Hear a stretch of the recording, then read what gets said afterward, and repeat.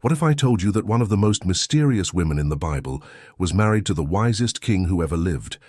A woman whose story has been overlooked, but whose influence may have shaped the future of an entire kingdom. You've probably heard of King Solomon, the man blessed with divine wisdom, the ruler who built the majestic temple of God. But have you ever wondered about the woman who stood by his side? Her name was Naamah, and her story is one that history tried to bury. But today we're going to uncover the truth. Who was Naamah? Why did Solomon choose her, and what secret role did she play in biblical history? Stay with me until the end, because what you're about to hear might change everything you thought you knew about the great King Solomon. To truly understand the significance of Naamah, we need to go back to the time of King David, Solomon's father.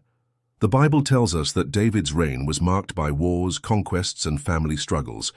Yet through it all, God had a plan to establish a kingdom that would reflect his divine order.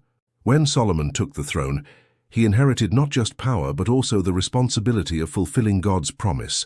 Solomon was known for his wisdom, but he was also known for something else: his many marriages. According to the Bible, Solomon had 700 wives and 300 concubines. Among all these women, one stood out, Naamah. But who was she? And why does the Bible specifically mention her name? The Bible identifies Naamah as an Ammonite woman. This detail is crucial because the Ammonites were not Israelites. They were descendants of Lot, Abraham's nephew. The Ammonites often had a complicated relationship with Israel, sometimes as allies, but more often as enemies. So why would the wisest king in history marry an Ammonite woman? In 1 Kings 14:21, we read that Naamah was the mother of Rehoboam, Solomon's son and successor to the throne. This means that despite all of Solomon's wives, it was Naamah's son who was chosen to rule after him. But why?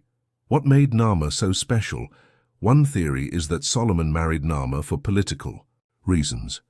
Marriages in ancient times were often strategic alliances, and by marrying an Ammonite princess, Solomon may have sought peace between Israel and Ammon. However, there might be something deeper at play.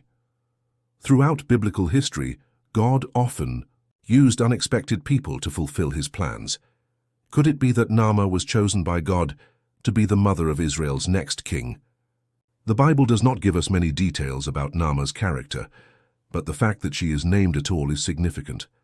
Many of Solomon's other wives are left unnamed, yet Naamah's name is preserved in Scripture. This suggests that her role was not just political, it was prophetic. Despite his wisdom, Solomon made a grave mistake. He allowed his foreign wives to introduce idolatry into Israel. In 1 Kings 11:1-6, we see that Solomon's heart was led astray by his many wives, and he built altars to foreign gods, including Moloch, the god of the Ammonites. Could Naamah have influenced this? The Bible does not directly accuse Naamah, but the connection is worth considering. If Naamah remained loyal to her Ammonite heritage, she might have encouraged the worship of foreign gods. This ultimately led to Solomon's downfall and the division of the kingdom after his death.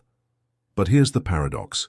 Despite Solomon's sins, God still allowed Naamah's son Rehoboam to take the throne. Why? Because God's plan was bigger than Solomon's mistakes. After Solomon's death, Rehoboam became king, but his reign was disastrous. Under his rule, the kingdom of Israel split into two, the northern kingdom of Israel and the southern kingdom of Judah.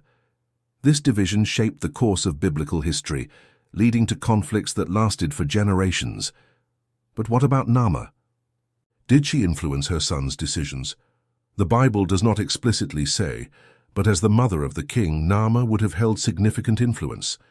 In many ancient cultures, the queen mother had a powerful role, sometimes even more than the king's wife. Could Naamah have advised Rehoboam? Could her Ammonite background have shaped his leadership? These are questions we may never fully answer. But one thing is clear: Naamah's presence in the Bible is not an accident. Naamah is a mystery, a woman whose name is whispered through the pages of history but never fully explained. She was an outsider who became the mother of a king, a woman whose influence, whether for good or for bad, left a lasting impact on Israel. Her story reminds us that God's plans often unfold in ways we do not expect. Even when leaders make mistakes, even when history seems chaotic, God is still in control. So what do you think? Was Naamah just a political pawn, or was she part of something greater? Let me know your thoughts in the comments. And if you found this video fascinating, don't forget to like, subscribe, and hit the notification bell so you don't miss our next deep dive into biblical mysteries. Thanks for watching, and I'll see you in the next video.